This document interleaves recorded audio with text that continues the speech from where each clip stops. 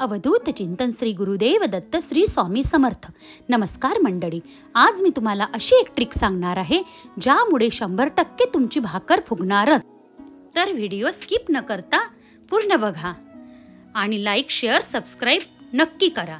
बघा, मी 1 वाटी बाजरीचे पीठ घेतले, त्यात थोडे चवीपुरते मीठ टाकायचे, थोडेच टाकायचे आणि थोडं कोमट पाणी करून घेतलं।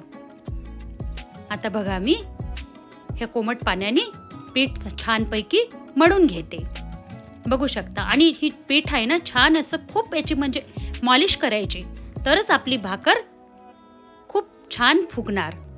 बघा, आता मी तरी 30 सेकंद लावले बरं, ह्याला खूप मळलं मी हाताने।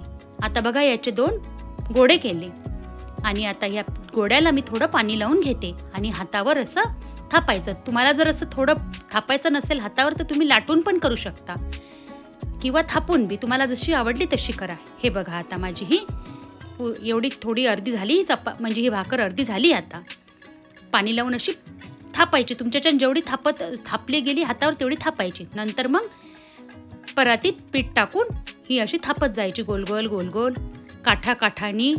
मधात नाही थापायची बरं, मधात थापली ना तर ही तुटून जाईल, म्हणून काठाकाठानीच थापत जायचं, बरोबर गोल आकार येते। बघा, माझी भाकर किती छान पातळ झाली। आता ही एकदम गरम तव्यावर टाकायची हा, एकदम गरम चांगला तापलेला तवा पाहिजे। आता पाणी लावलं मी या भाकरला, बघा आता बघू शकता तुम्ही, चौफेर पाणी लावून घ्यायचं भाकरला। आता हा मधात फुगा आला, हेच एक खडी ट्रिक आहे। हा फुगा येऊ द्यायचा नाही भाकरला। तुम्हाला वाटेल की हा फुगा आला तर आपली भाकर फुगेल, नाही, इथेच सर्व गडबड आहे।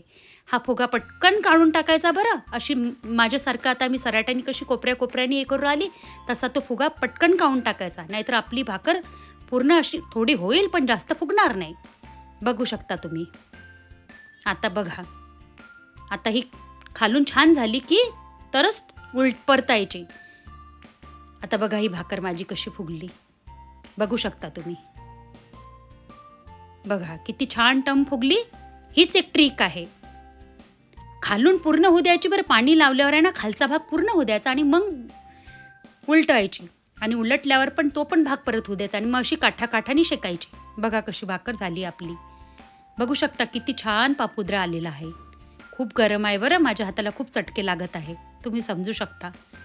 मी केला प्रयत्न फोडायचा पण खूप गरम आहे, हातावर एकदम माझ्या वाफ आली। हे बघा किती छान पैकी पापुद्रा निघाला, इतकी सुंदर झाली आपली भाकर। तुम्ही याच्यावर नुसतं तेल मीठ टाकून पण खाऊ शकता। बघा, इतका छान सुगंध आलाय भाकरचा गाईज। माझ्या या ट्रिकने एकदा